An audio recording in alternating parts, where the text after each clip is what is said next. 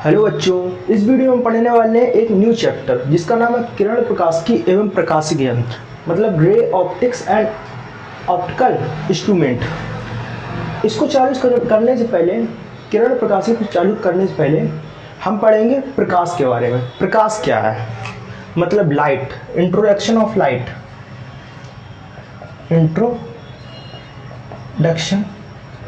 Introduction किसका? Introduction प्रकाश का, मतलब लाइट का।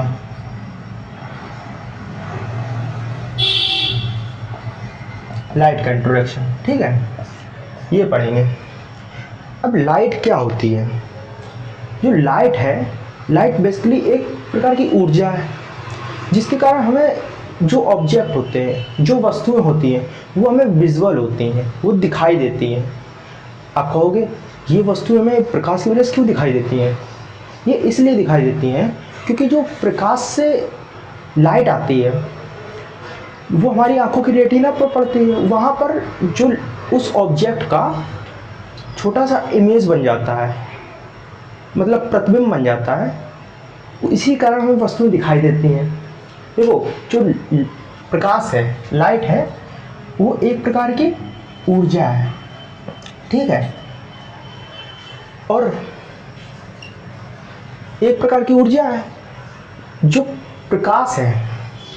मान लिया कोई एक ऑब्जेक्ट है, ये कोई ऑब्जेक्ट है, ठीक है, और ये हमारी आँख है, और यहाँ कहीं आँख की रेटिना है, ठीक है, जहाँ इमेज बनती है। जो ऑब्जेक्ट है, इससे लाइट, कहीं से लाइट आएंगी।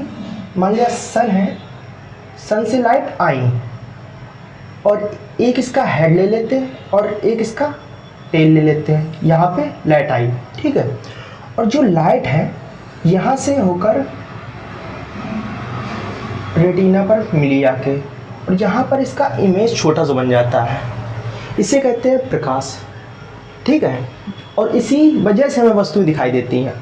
अगर हम लाइट को बंद कर दें, जब रात में अंधेरा होता है, ठीक है, वहाँ पे ऐसे अगर उजेले में हम 100 मीटर कोई इंसान खड़ा है, उसको हम देख सकते हैं आसानी से। और जब अंधेरा हो जाता है तो हम 100 मीटर खड़े आदमी को देख नहीं सकते। ऐसे ही लाइट होता है, यही इसी को लाइट कहते हैं, ठीक है।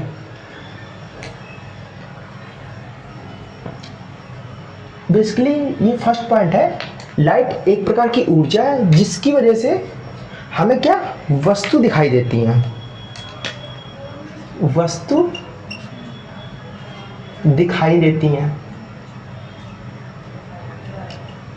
लाइट की वजह से। लाइट जो है एक प्रकार की ऊर्जा, और इसी वजह से वस्तु दिखाई देती हैं। अब देखेंगे, जो विद्युत चुम्बकीय तरंगे होती हैं, इलेक्ट्रिक मैग्नेटिक वेव्स जो होती हैं, विद्युत चुम्बकीय तरंगे, विद्युत चुंबकीय तरंगे, जो विद्युत चुम्बकीय तरंगे होती हैं, इसका जो परास होता है वो होता है 3800 से लेकर 7800 एंगस्ट्रॉम तक। और इससे ही परास को हम प्रकाश कहते हैं। ये जो तरंगदैर्घ्य का प्रकाश होता है, बेसिकली तरंगदैर्घ्य को हम लैम्डा से डिनोट करते हैं, ठीक है। जो 3800 से 7800 एंगस्ट्रॉम को जो परास होता है, इसके अंदर जो वस्तु होती है, मतलब इतने ही परास की हमारी आँखों जो है एब्जॉर्ब कर पाती हैं, हमारी आँखें देख पाती हैं। इससे नीचे होती हैं या इससे ऊपर होती हैं तो हमारी आँखें नहीं देख पाती हैं और हार्म करती हैं वो आँखों को, ठीक है।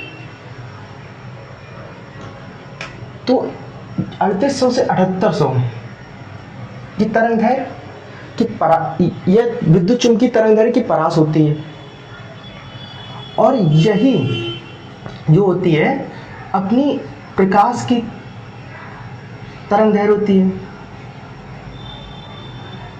इसी के मध्य प्रकाश की तरंगदैर्घ्य होती है, ठीक है, प्रकाश की तरंगदैर्घ्य होती है। अब जो प्रकाश का फार्मूला आता है c बराबर न्यू लैम्डा, ये प्रकाश का फार्मूला है। इसका क्या मतलब है, जो प्रकाश होता है बेसिकली वो जो ये प्रकाश की चाल होती है, ये होती है आवृत्ति, न्यू आवृत्ति, एंड लैम्डा होती है तरंग दैर्घ्य।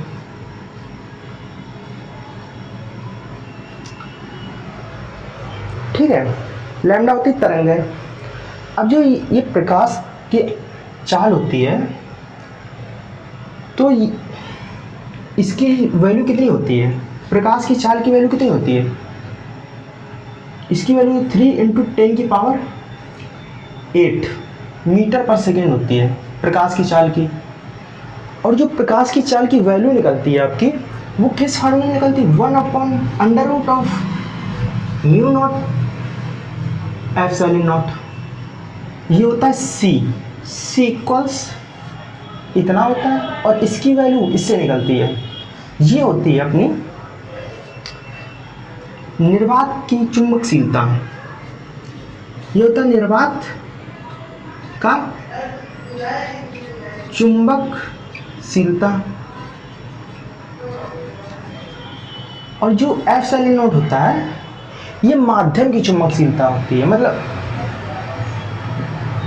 निर्वात की चुंबकशीलता होती है, और निर्वात का ये होती है ε0 निर्वात की विद्युतशीलता।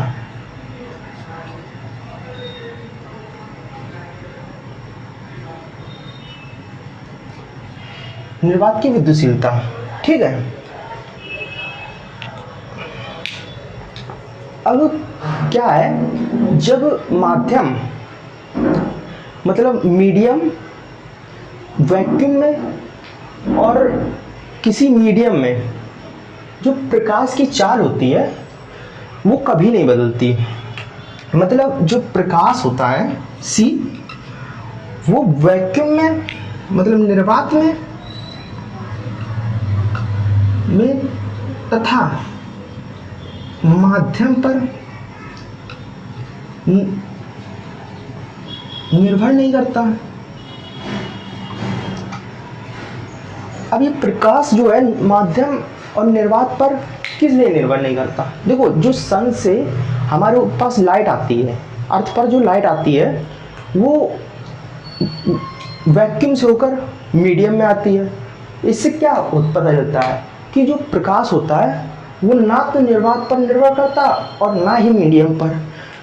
वो जो निर्वात और मीडियम पर चलता तो है, बट एक कंडीशन है, जो c की वैल्यू होती है, c की वैल्यू वैक्यूम में मतलब निर्वात में 3 × 10⁸ मीटर पर सेकेंड होती है, और किसी माध्यम में आने पर, मान लिया कोई माध्यम ले लिया जल हो गया, जल में जो प्रकाश की चाल हो जाएगी वो 2.25 × 10⁸ मीटर पर सेकेंड हो जाती है, मतलब कम हो जाती है, 0.75 ये कम हो जाती है। ठीक है, ये होता है आपका प्रकाश। अब इसके अंदर देखेंगे प्रकाश के टाइप्स।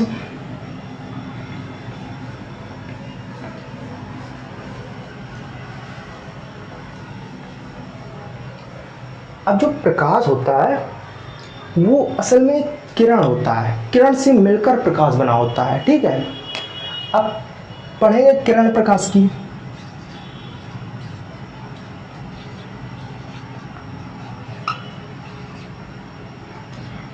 अभी किरण प्रकाश की क्या होता है, देखो कोई जो प्रकाश इतना सारा आ रहा है उसमें कोई एक रे होती है, और एक पॉइंट से दूसरे पॉइंट तक रे द्वारा तय की गई दूरी, एक पॉइंट से दूसरे पॉइंट तक तय की गई दूरी किरण प्रकाश की कहलाता है। ठीक है, और इसे एक पॉइंट पर एरो लगा देते हैं, और ये एरो जो है ये किसकी दिशा प्रदर्शित करता है, ये प्रकाश के चलने चलने की दिशा को प्रदर्शित करता है।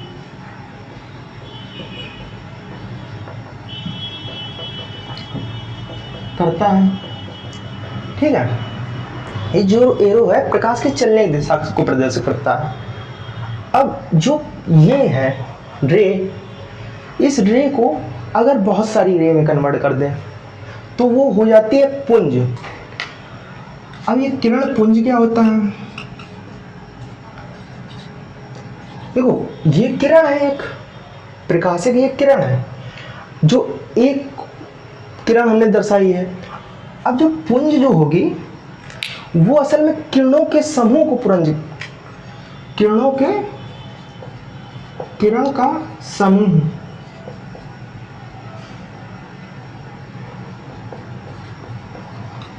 जो किरण का समूह होता है उसे किरण पुंज कहते हैं। अब बेसिकली ये होता है किरण पुंज, ऐसा तो है नहीं कि किरण सीधी स्ट्रेट लाइन में चलेगी। बेसिकली प्रकाश जो है स्ट्रेट लाइन में चलता है, बट जो किरण है वो 3 टाइप से होती है, जिसमें फर्स्ट जो टाइप है ये होता है समांतर किरण पुंज। अब ये समांतर किरण पुंज क्या होता है? जो ये किरण है ये एक दिशा में चलती है, मतलब एक दूसरे के पैरेलल चलती है, इसे समांतर किरण पुंज कहते हैं। जो इसके बीच की डिस्टेंस होती है ये वो सेम होती है, इसे एक समांतर किरण पुंज कहते हैं। एंड अब सेकेंड नंबर इसका होता है अभिसारी किरण पुंज।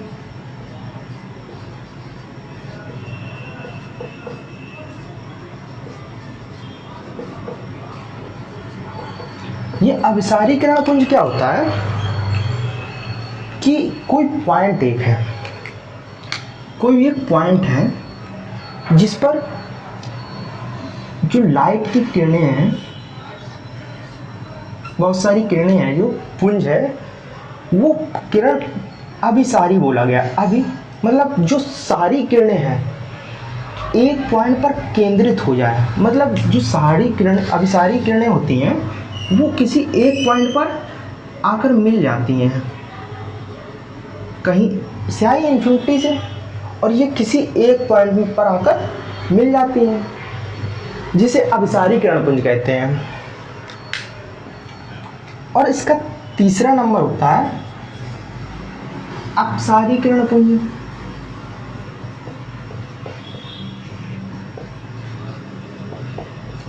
अपसारी किरण पुंज क्या होता है? बेसिकली अपसारी जो किरण पुंज होता है वो अभिसारी का अपोजिट होता है। ये एक पॉइंट पर आकर मिलती हैं अपसारी, ये बेसिकली एक पॉइंट से आपकी निकल जाती हैं। कोई एक पॉइंट होता है उससे निकलती हैं। मान लिया, इसमें एक एग्जांपल लेते हैं अपना, मान लिया एक सन है, सन से कोई किरण, मतलब जो सन है वो असल में ऊर्जा का गोला है। ऊर्जा का क्या है? गोला, मतलब इसमें बहुत सारी ऊर्जा, भरपूर ऊर्जा है। इसी से सारी जो प्रकाश है वो उत्सर्जित होता है। ये सूर्य सन है और इसी से सारा प्रकाश उत्सर्जित हो रहा है, इसे अब सारी किरण पुंज कहेंगे। अब ये जो सन है इससे अगर प्रकाश इसकी तरफ आए, मान लिया ये मून है, ठीक है, ये मून हो गया, जो सन का प्रकाश होता है वो मून पर पड़ता है और मून चमकने लगता है, ठीक है, तो इसे अभिसारी किरण पुंज कहते हैं। ये एग्जांपल ऐसे हो सकते हैं, ठीक है। अब इसमें पढ़ते हैं, जो प्रकाश होता है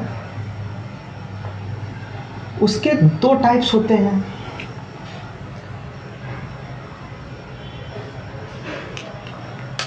प्रकाश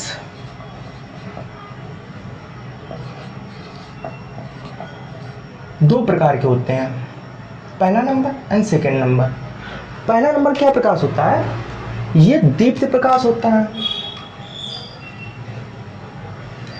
और सेकेंड नंबर अदीप्त। ये दीप्त प्रकाश क्या होता है? दीप्त प्रकाश जो होता है वो असल में अपने अंदर से प्रकाश को उत्सर्जित करता है, उसे दीप्त कहते हैं। और जो प्रकाश को उत्सर्जित ना करे उसे अदीप्त कहेंगे। देखो दीप्त में क्या आता है, जो दीप्त होता है इसमें हो जाएगा first number sun example, and second number हो जाएगा मोमबत्ती जलती हुई।